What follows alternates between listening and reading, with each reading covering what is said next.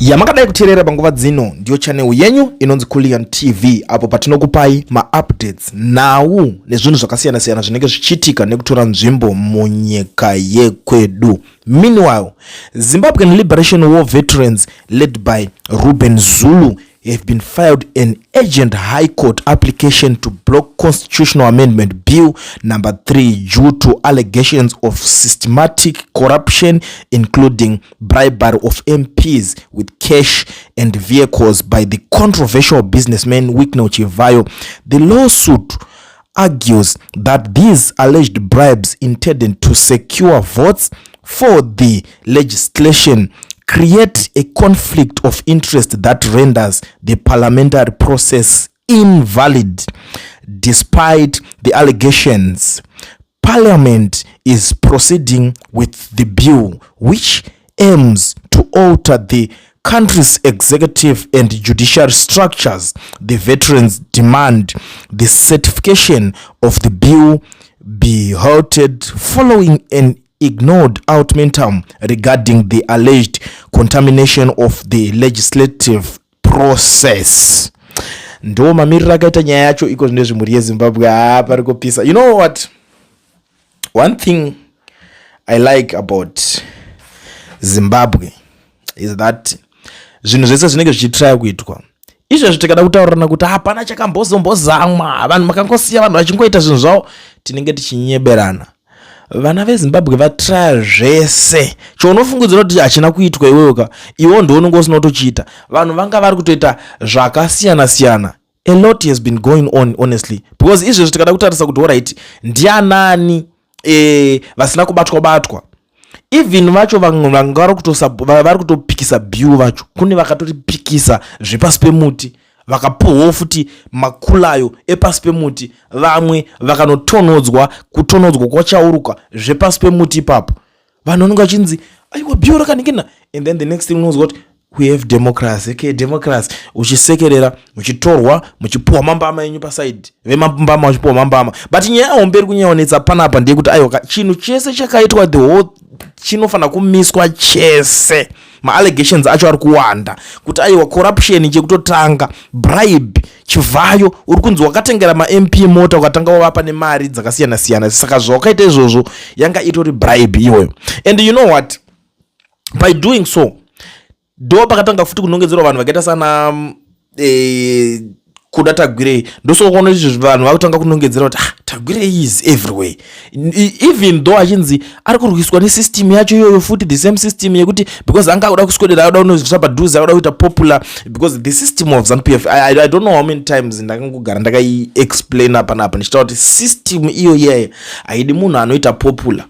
Ukaita popular you will become a threat to who? A threat to the throne. Saka apadiwa a threat to the throne kana uchida threat ita threat against vanhu vanenge vachioposa. Ndo system yacho zvairi kwete kuti iwe unonzi threat to the throne. Ndo zvinhu zvisingadiwe, because these guys vanenge vachida kuti zvaari kuita like what is happening right now, they are trying by all means to avoid anyone angangonzi preferred. I'm not saying kuti preferred, but tingati chiko a popular figure, someone wekuti anokwanisa kunzi pakanzi iye ndiye anokwanisa kungosara aripo, ndiye anosara vanhu vachingozoti ningi ndiye angachipindawo like what is happening to VP right now. You know, my tables are totena, things are very bad. Hazvisi kubalanza, zvinhu hazvisi kubatika baba, atori magetsi chaipo paya left right center achidai akarwiswa akadai, so anenge achirwiswa nesystem in the way to sabotage him, the way yairi kumurwisa.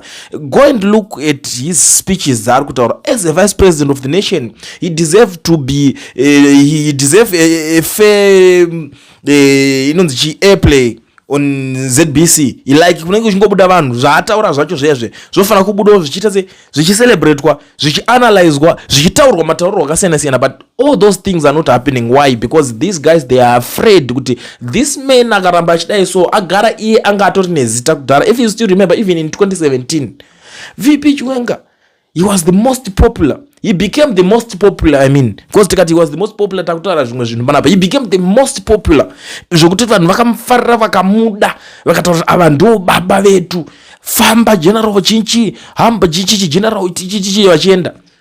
but after that these guys they've come to realize good no man vanhu vemuzimbabwe vanogona kungoti general rowai basa futi rimakasiya pana 2017 pepe makatibhaizira pepe mudhara chirowai futi rimwe graft pepe kuti zvinhu zvidzoke zvichienda muposition imwe yacho. Saka ma vice president vese vanenge vachingogunwa vachisangana nenyaya yakawanda like what happened yesterday.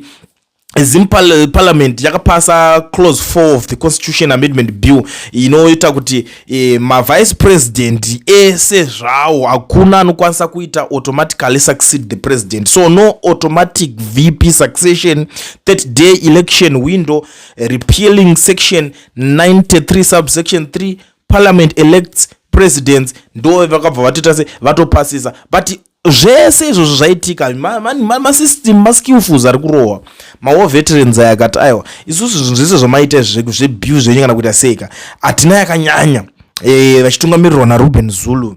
Ndiyataura kuti no man, what we want at this moment, what we want is not all these things zvamuri kutotaura izvi. Chinhu chacho chese chinofanira kutomboiswa paside because chakaita zvokutengwa chakaita zvokurwa corruption ndo padzoka poita problem chete ipapo. Asi dai pasina izvozvo aiwa vanhu vangadai vachitoita vari kutoita vanhu vachitoingocontinue every day as usual, business as usual, ingogaraichingotaura kunzi it's business as usual kunoku, but hazvisi kufamba mafambiro iwayo mhuri yeZimbabwe. And you know what, I'm even shocked kuti madhara akashinga because basa ari kurova nemadhara ayaka zvakutanga kuti pakasaini kapicture kayaka kekuti zvechokwadi these men vakaifambira nyaya iyi vakaiti tinoda kuiendera nyika ikuhondo, because ukaona uchikwanisa kumira panguva yekuti mapoliticians aitembwa nawo nevanhu chaicho havasi kukwanisa kuchallenge this whole thing, vari kupi vakakula down. But mawo veterans vari challenge futi Cape 3 vakati Cape 3 ro ngaritokatwa ngaimiswe. Saka nyaya yacho yatopo. I will be back ndichikuonesai kuti chii chazotora nzvimbo, chii chimwe chaita se chichange chichiitika. But tiri papo mhuri yeZimbabwe, there is this nonsense that I would want to address panapa, because pane dzimwe nyaya dzekuti ndikadzisiya vanhu vanopedzera kukura nazvo. So Makusen ndachitaura about the issue of madzibaba veshanduko, his health condition pavari chaipo izvezvo kuti madzibaba veshanduko condition yavo yakamira sei, because nyaya inenge iripo ndeyekuti vanhu vanoda kuziva, vanhu vanofollowa these people, vanhu vanopa power, and vanhu vacho ndo vanenge vachiitirwa nezvinhu nevanhu ivava. So the reason of sharing this information yanga isingori reason yekuti I'm sharing because ndiri kuda kuti ndingonzi ndataura nyaya yacho, because chinoita kuti titaure nyaya idzi tinenge ndo vanenge vatouya kwatiri vanhu ivavo votaura kuti zvakamira zvakadai isusu nekuda kuzoonawo kwedu nyaya yekuti alright. Saka iwe kana uri kutaura kuti zvinhu zvakadai so unonga wakumubvunza then wakushuya kuvanhu wakuexplaina, wazviona. Saka panapa nyaya iri kunetsa panapa ndeye kudai so iyi. After ndaposta that video ndataura nyaya yacho, it was over 10 minutes, ndichitaura guys ndo condition namadzibaba veshanduko, and then this guy zvikanzi iwe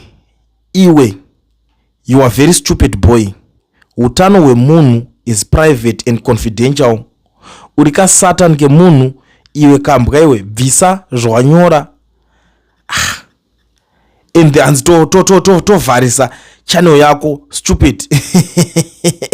You know, the funny thing is tovharisa channel yako zvabva zvandiratidza kuti uyu munhu ana kana O level, ana kutombosvika kana O level munhu, hapana kumbogumirwa form 4 yacho apa, nekuti dai akasvika ndaitomupa 1000 rand izvezvi nditori nayo cash, kana anayo akakwanisa kundiprova. And uri kuzviziva iwo munhu wanyora zvinhu all this nonsense zvaunonga uchinyora izvi, hakuna zvakadaro, there's no such a thing. Ayonzi utano hwemunhu is confidential. Iye munhu uri kutano hwemunhu ndiye auya neutano hwake akatiudza kuti ndiri kurwara, ndikurwadziwa wedwe, ndakarohwa ndakaita kafira mberi, handisi kuita weight, and ndigirikini yangu haisi kushanda izvezvi so because of this whole thing. Saka onyararira achifira mukati izvezvi, imi wewe ndikakufonera izvezvi so kuti chenda unomubatsira, go and assist that person, unomupa chiya, una kana sentro unokwanisa kumubatsira naro. But ukaona takutaura nyaya idzi tinenge taona guys zvakudzoka zvichirema, we know zvinhu zvinenge zvichiitika mukati umu, totozviziva zvinhu zvinenge zvichiitika. Vanhu vari kusangana nemasituations akasiyana siyana, vanhu vari kusangana nemachallenges. Saka ukaona munhu azosvika pakuti veduwe azvipira kuti ona, let me tell you something, ukaona nyaya yamunhu acho yachindiudza nenyaya anything to do with zvese, anything to do with the politics or something, what do you expect? Uda kuti ari kundiudza kuti aite sei? Ende munhu usati watotaura iye mbune wacho anenge ataura kuti yes nyaya ngaitaurwe, wozotaura ko iwewe unongobudikira from nowhere. Utano hwemunhu is confidential. Hakuna chinonzi utano hwemunhu is confidential. It's nonsense zvori kutaura iwe, ndotori nonsense zvori kundiudza. This is bullshit.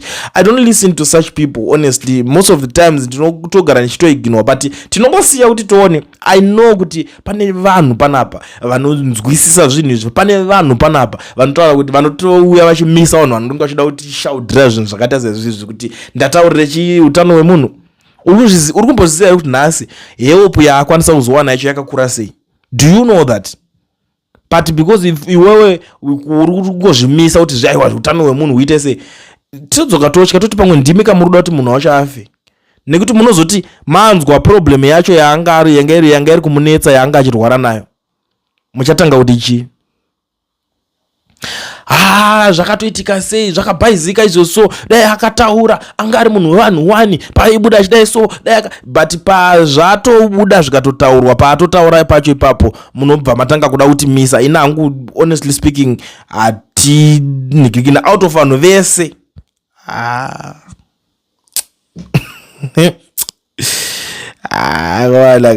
Anyway, kudzidza hakuperi.